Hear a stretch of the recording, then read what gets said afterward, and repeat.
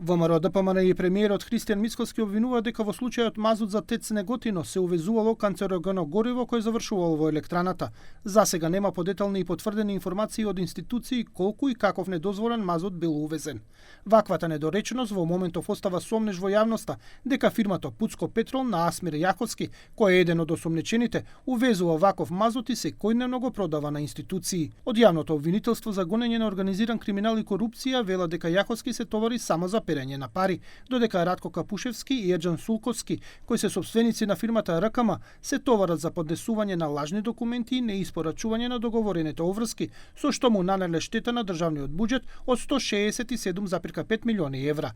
Инаку сомнежите за криминал во тендерот за набавка на мазут беа објавени уште во март 2022 година од страна на истражувачката репортерска лабораторија.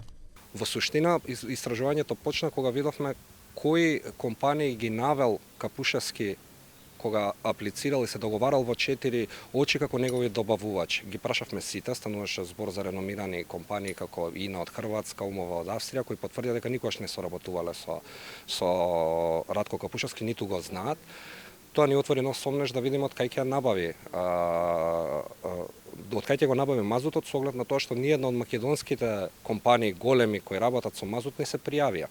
Капушевски и неговата фирма РКМ имаат историја за увоз на токсично гориво. Во документарецот Заговорот против воздухот на ИРЛ, кој не е поврзан со набавката на мазут за ТЕЦ Неготино, беше докажано дека Капушевски се обидувал да увезе масло, кое смее како гориво да се користи само на бродови кои пловат на отворено море, поради неговата отровност за животната средина.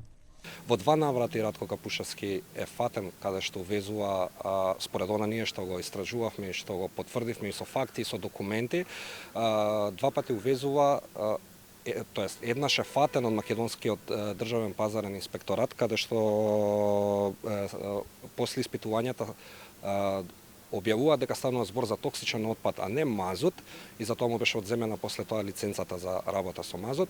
Вториот пат беше откриено од страна на Хрватската царина инспекција дека се обидува да увезе токсичен отпад од Германија.